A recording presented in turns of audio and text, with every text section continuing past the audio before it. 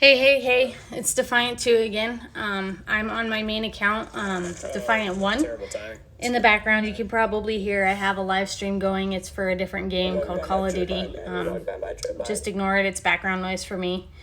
I said no from Tripmine. That's good. That's good. I'm glad The reason why I'm in here is I wanted to show you guys Atlas. We've been talking about Atlas. We've been talking about wanting to get to Atlas, and for some of us, we know what it looks like, we know what it's about, and we know how to play the game. But for most of us, you guys probably have never seen Atlas and don't know what it looks like. So this is me giving you a little tidbit and a little taste of what we could potentially get access to when it comes to Atlas. So the first thing I'm going to do is I'm going to point out the Atlas button. There's one button on our screen that you don't have currently right now that I do on this account. If you look, it's a green box that to the right that says idle. In it is a scroll with a sword through it. In our screen, all we have is the little war button, which you can see down below the Atlas button, which is the skull with leaves. That's all you guys normally see. When we have access to Atlas, you're going to see that this new button will be above the war button. If you click on it, you'll see it goes back to the loading page, and you come to a screen like this. Okay? This is Atlas. It's a bunch of different zones that stand for different elements, and there's a certain amount of castles. The max amount of castles on any given spot is usually 3. Some will have 2. You might get 4. But as you can see, there's different colors, there's different markings. You'll come in here, so I don't know. and right here, this castle is owned by Top Gun TG, and they named their castle Babe. So the castle name is the top one, and the team name is the bottom one. Each castle could be owned by different teams, and normally you'll have multiple guns. As you can see, Top Gun has 3 castles in there, and actually they have 6 castles in that zone. So there's 3's usually the most that you'll see, but in occasion you will see these 6. Okay, you see Top Gun has 3 castles known in that area. Lethal Fury has 2, and then you'll have Exalted Dragons with 1. These guys probably all have an alliance together and don't attack each other on a regular basis. Or they just have an agreement, maybe not an alliance, but an agreement that since they're in the same vicinity or same zone, that they'll leave each other alone. Okay? So on this screen, you'll see several different buttons. On the upper left-hand corner, you'll see a green dragon in it. That is called a Sieger. That is my Sieger. If I push on that, it'll take me to where to the next dragon I have, which is the Taunter. If I click on that again, it'll take me to the next dragon I have, which is a Trapper. At max, you can have 3 what they call I am drawing a blank right now. Go for it. He just said he's setting up his mic. You can have 3 dragons max. Is basically, there's a name for them, and I'm drawing a blank at what they are called right now. Below that, you'll see the store. That's the same button that you would see in the normal game, so I'm not going to go into that. Underneath it is a, I think it's like a flag post, and in that flag is a dragon thing, and then underneath it is a timer where it says I have 11 hours, 54 minutes left. You click on that, and this is an Atlas event tab. So Atlas has its own event going on at the same time as the main game event. There's always an Atlas event going on. When one ends, one immediately starts up again. Probably maybe an hour at most later. This event is trained troops. Okay? And same thing, it has a points rank. It has a team rank.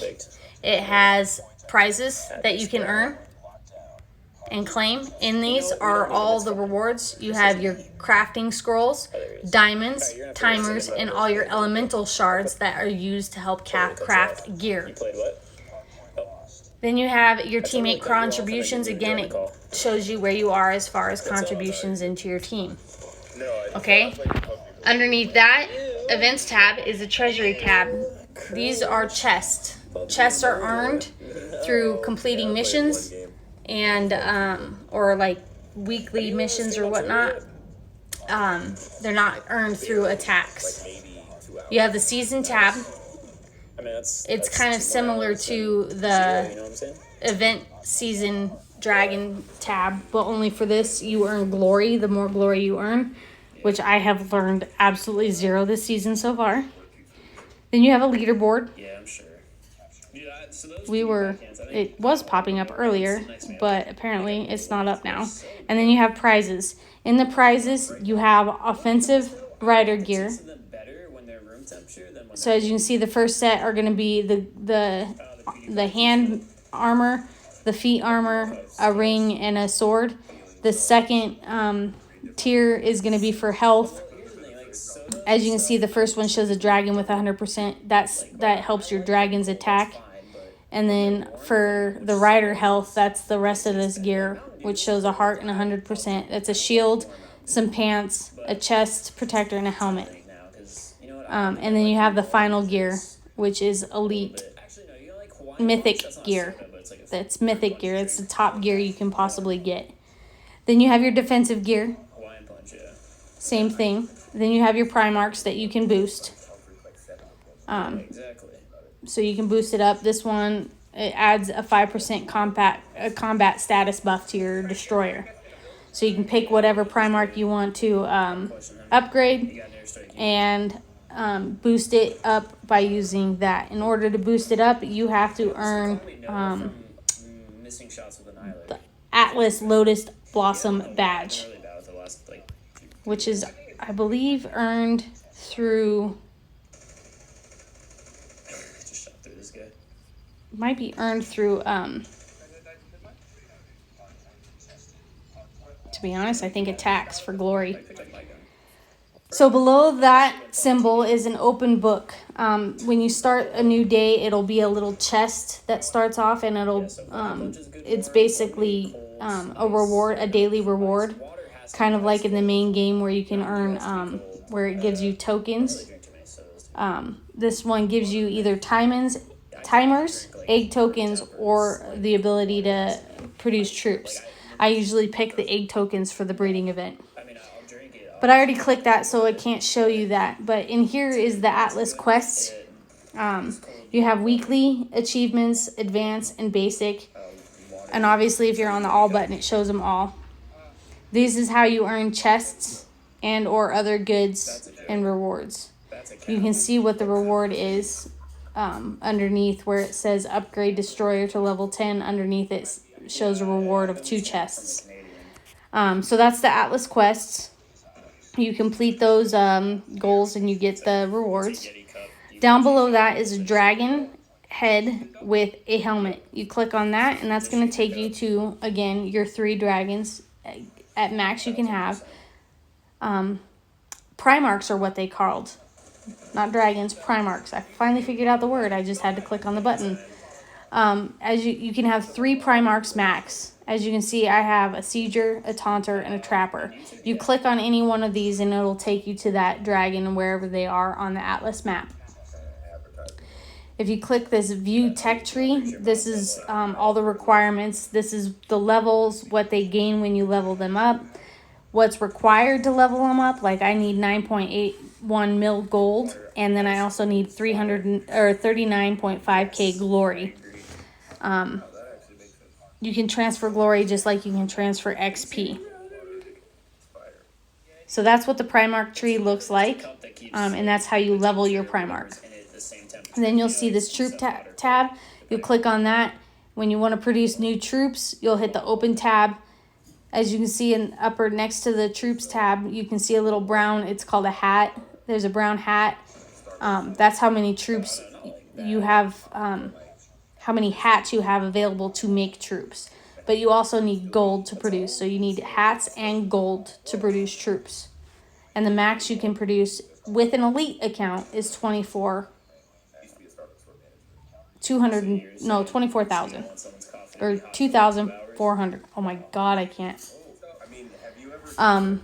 Atlas Elite is only good for 30 days. And I get that occasionally because it allows you to build troops faster. Okay, so when you click out of that, you just click anywhere on the opposite end of the screen. On the right-hand side, you'll see in the upper right-hand corner that it's a little castle with an arrow. It takes you back to the main game.